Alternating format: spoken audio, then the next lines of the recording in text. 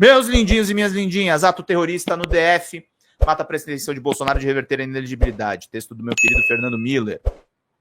Segundo a jornalista Bela Megali do Globo, a animação de Jair Bolsonaro passou a externar sobre uma eventual reversão da sua inelegibilidade após a vitória de Donald Trump nos Estados Unidos não demorou para sofrer um revés.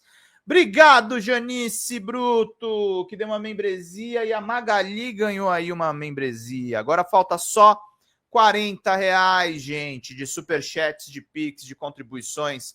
Vamos lá, meus caros, minhas caras. Os atentados à bomba planejados por Francisco Vanderlei Luiz, que acabou morto na tentativa frustrada de atacar o Supremo Tribunal Federal, é visto pelos magistrados como mais um fator que enterra de vez qualquer possibilidade do plano se concretizar. Apesar de ser cogitada e alardeada pelo ex-presidente, integrantes do Supremo e do Tribunal Superior Eleitoral sempre foram categóricos, eles sempre foram categóricos em dizer que a suspensão da elegibilidade de Bolsonaro não tem chance alguma de avançar. A avaliação feita por uma ala de magistrados é que a condenação do ex-presidente por crimes eleitorais já está aprovada, sacramentada e não há motivos para revertê-la. Eles apontam que o atentado contra a corte não tem influência sobre esse fato, mas admitem que o episódio torna inviável qualquer debate sobre esse tema. A leitura é que ataques contra instituições como a da última quarta-feira, feita por militantes de extrema-direita, dificultam ainda mais uma mudança de cenário a favor de Bolsonaro, inclusive na justiça criminal. Integrantes do Supremo deixam evidente que consideram um discurso de ódio contra o tribunal difundido pelo ex-presidente e seus aliados como um fator importante no estímulo a ataques como ocorrido nesta semana. Vamos lá, gente, vamos para as ruas e vamos mandar pix e superchat para a Folha Democrata. Debate no Congresso Nacional do projeto de anistia dos envolvidos no 8 de janeiro, que poderia incluir uma brecha para tornar Bolsonaro elegível, também ficou prejudicado com as explosões na Praça dos Três Poderes. Como informou a coluna, pouco depois de Vanderlei Luiz lançar as duas bombas contra o Supremo, deputados do PL, partido do ex-presidente, já calculavam dificuldades na tramitação do projeto. Nesta quinta, após novos fatos virem à tona, o ministro Alexandre de Moraes falou publicamente contra a anistia, defendeu a punição aos envolvidos no 8 de janeiro e mencionou o papel do gabinete do ódio na origem dos ataques. O que aconteceu ontem não é um fato isolado do contexto, disse Moraes, mas o contexto se iniciou lá atrás, quando o gabinete do ódio começou a destilar o seu discurso de ódio contra as instituições, contra o Supremo e principalmente contra a autonomia do judiciário. Magistrado é o principal alvo do ataque nessa semana, como mostrou a Polícia Federal, meus caros e minhas caras. É isso aí, gente. Não me entra na cabeça também, viu, Anderson? Não me entra mesmo. Vamos lá, gente. Faltam apenas R$40 aí de contribuições. Muitas pessoas assistindo a live. Que bacana que vocês vieram para conversar com a gente aqui neste feriado. Estou muito feliz aí pela presença de todos vocês. Meus bonetinhos e minhas bonetinhas. Vamos lá, meus queridos. Lá no ICL Notícias, vamos trazer aí 2 textos importantes para vocês ficarem por dentro de tudo. Olha só. Homem que detonou explosivos na Praça dos Três Poderes já foi preso em 2012. Também conhecido como Tio França, Francisco foi preso em 2012 por lesão corporal. Vamos entender aqui direitinho.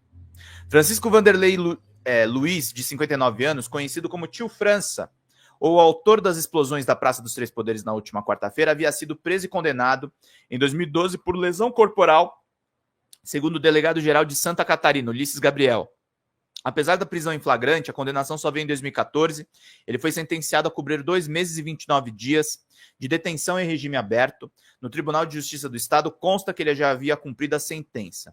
Tio França já havia sido detido em 12 de dezembro de 2012 e ficou preso no presídio de Rio do Sul, segundo dados do TSE, Tribunal Superior Eleitoral. Além desse processo, de acordo com o Tribunal de Justiça de Santa Catarina, o homem também possuía outros 4 processos por dívida ativa.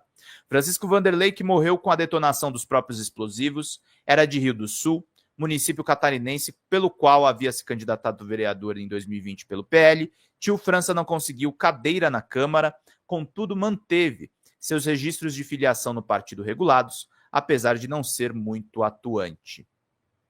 Francisco Vanderlei foi preso em 2012. A esposa de Francisco disse à Polícia Federal que seu marido tinha o objetivo de assassinar o ministro Alexandre de Moraes e quem mais estivesse junto. E ainda relatou que tio França havia pesquisado no Google meios de fazer o ataque. Francisco era bolsonarista e fazia parte dos grupos de extrema-direita. Segundo as investigações da Polícia Federal, o homem havia participado dos acampamentos em frente aos quartéis, organizados por grupos de apoiadores de Jair Bolsonaro, depois da sua derrota nas urnas para Lula em 2022.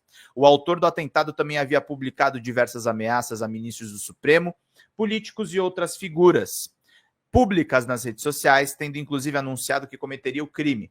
No Facebook, Francisco Vanderlei disse que o comentário teria um grande acontecimento, disse em comentário que teria um grande acontecimento no dia 13 de novembro. Pois é, a lei ficha limpa, né? Vale pro Lula só, né?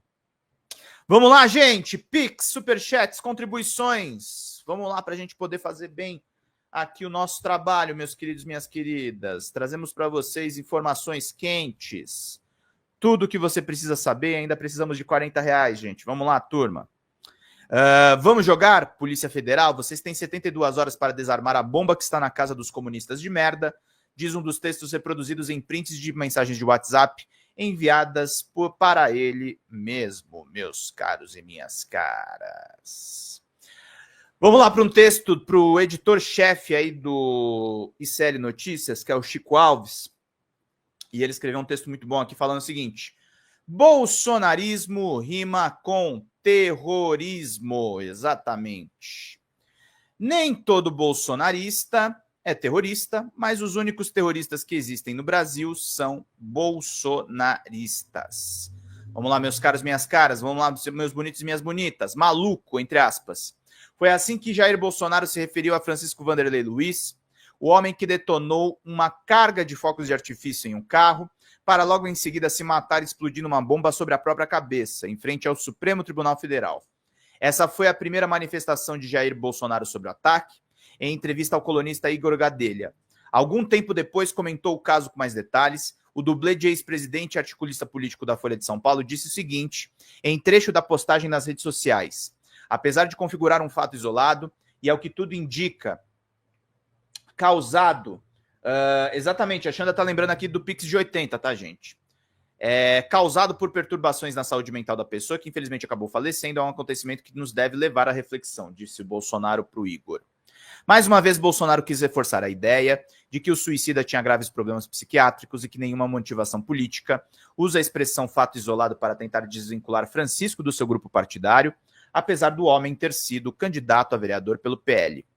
Mesmo que o autor do ataque tivesse algum problema mental, não é difícil concluir que o que levou a escolher esse tipo de ato para manifestar o seu extremismo político. Francisco Vanderlei teve a cabeça feita por um tipo específico de fundamentalismo, o bolsonarismo. Ele defendeu estado de sítio, participou de acampamento golpista, comparou a Polícia Federal à Gestapo, replicou as fake news de Damares Alves sobre Marajó, ameaçou os comunistas FHC, Sarney e Alckmin e jurou matar Alexandre de Moraes. Ou seja, Francisco Vanderlei Luiz era um bolsonarista que seguia o ideário do seu líder. Afinal, não foi Bolsonaro que fazia plateias repetirem que a luta pela liberdade é mais importante que a vida? Pois bem, para defender a sua definição canhestra de liberdade, Francisco acabou com a vida. Em outro trecho da sua postagem, Jair escreveu o seguinte: já passou da hora do Brasil voltar a cultivar um ambiente adequado para que as diferentes ideias possam se confrontar pacificamente e que a força dos argumentos valha mais do que o argumento da força.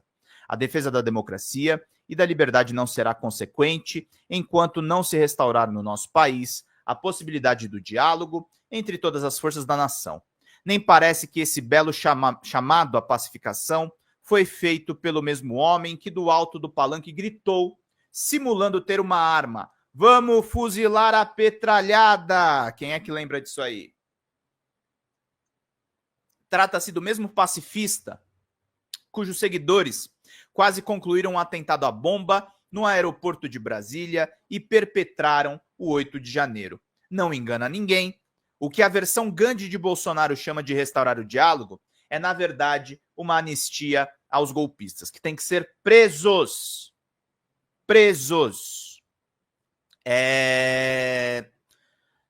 Pouco tempo depois da postagem, Bolsonaro teve a resposta que merecia. Em uma solenidade, o ministro Alexandre de Moraes referiu-se ao ataque, dizendo que ele não foi um ato isolado e que o crime anistiado é crime impune.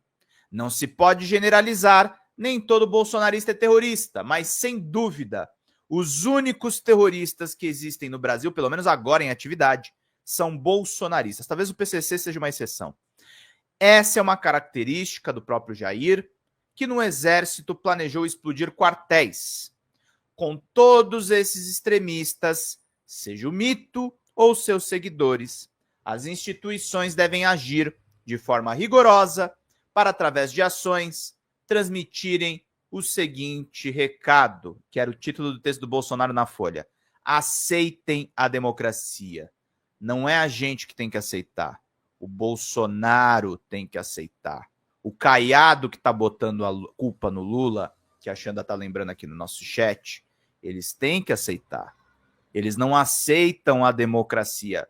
A democracia convive com a esquerda, a democracia convive com a ascensão dos menos favorecidos. E essa canalhada golpista não aceita. Excelente texto do Chico Alves, fino, bem escrito. Fala pessoal da Folha Democrata, aqui é Pedro Zambarda, editor do canal, falar um pouquinho a respeito da necessidade de vocês financiarem a Folha Democrata, gente. A Folha Democrata é financiada através de um Pix chamado Folha Democrata, é o endereço do Pix, né? folhademocrata@gmail.com. Nós precisamos do nosso jornalismo financiado por vocês que são do nosso público, porque nós passamos vários perrengues aqui com o YouTube, vocês sabem muito bem.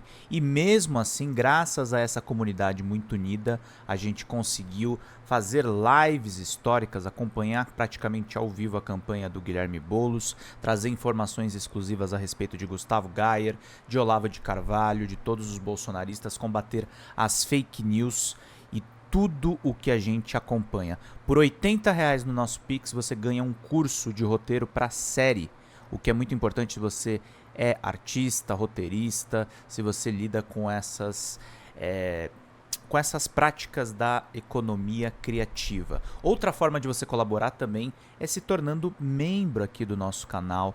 Isso é muito importante para você fazer as suas atividades por aqui, porque você tem acesso a vídeos exclusivos e nós temos um curso de jornalismo básico para você poder acompanhar a partir de R$5, que é ministrado por mim. A gente tem aí quase uma dezena de aulas e muito conteúdo para você poder acompanhar. Meus caros, minhas caras, financiem o jornalismo independente, financiem o jornalismo que se posiciona à esquerda, financiem o jornalismo na internet, que traz informações confiáveis, checadas, que cruza informações e que trata você, que é o nosso público, de uma maneira muito séria. Vida longa e próspera, gente. Cuidem dos seus. Até mais. Tchau, tchau.